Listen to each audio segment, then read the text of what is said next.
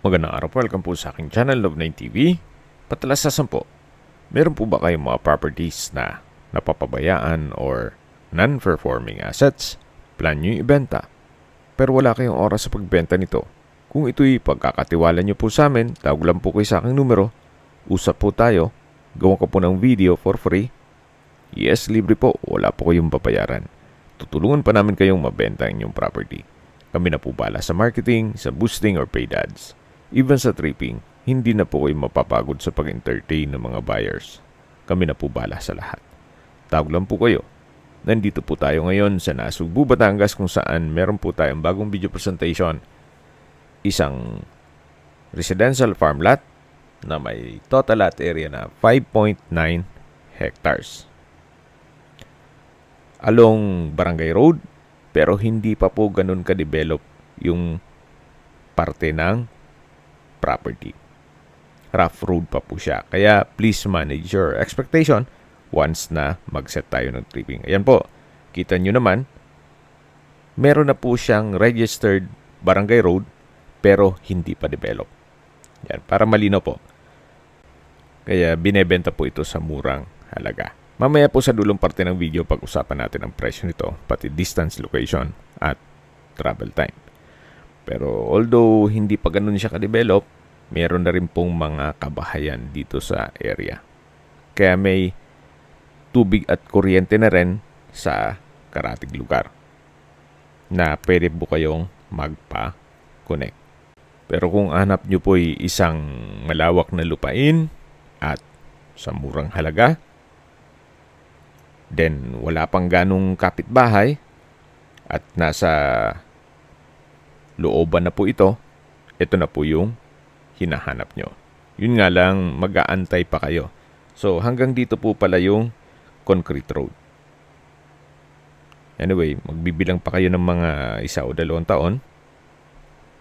Mukhang makakarating din dito sa mismong property yung concrete road. Pero pagdating nyo naman po dito sa property, ayan, tunghan nyo po, napakaganda, napakaliwalas. Sariwang hangin, at tahimik po ang lugar. Sa klima naman po, banayad lang. Hindi naman siya ganun kainit at hindi naman ganun kalamig. Patag na patag po yan. Then meron pong portion ng property na malapit sa ilog. Kaya marami po kayong pwedeng i-project dito. Pwede po itong i-subdivide and resale. Or pwede rin pong gawing family farm estate para buong pamilya nandito na sa isang compound. Pwede rin pong gawing resort, rancho, or investment na rin. Gawa ng mababa pa po ang presyo nito habang hindi pa develop yung area. Habang pinagmamasdan nyo po ang kapaligiran, pag-usapan na natin ang distance, location, at travel time. Mula po sa Nasugbu Highway, ang distance is 1.6 kilometers at ang travel time is 6 minutes. Mula naman po sa Walter Mart, Nasugbu, ang distance is 10.5 kilometers at ang travel time is 18 minutes. Mula naman po sa bayan mismo ng Nasugbu, ang distance is 12 kilometers at ang travel time is 21 minutes. Kompleto na po doon gaya ng public market, groceries, convenience store, remittance center, banks, schools, church, hospital, at beach resorts. Yan po yung lagi kong binabanggit sa inyo na dapat nyo i-consider sa paghanap ng property, yung meron pong malapit na hospital. Hindi ko naman po sinasabing sakitin kayo. Yan naman po yung for emergency purpose lang naman.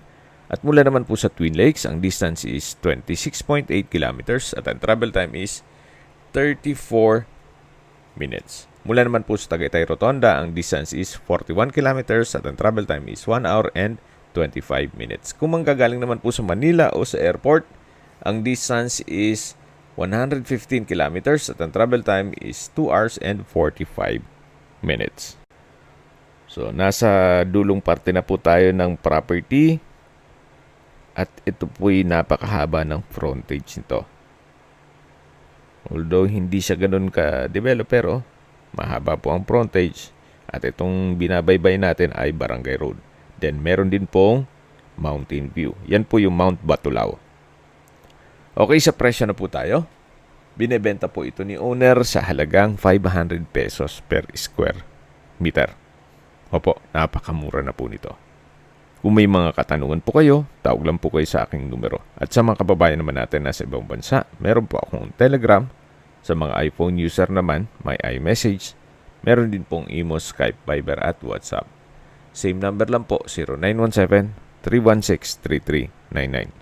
Sa mga nagtatanong naman po ng aming Facebook, meron po aming Facebook page na Nov9TV at Facebook Real Video. Meron din pong TikTok at Instagram.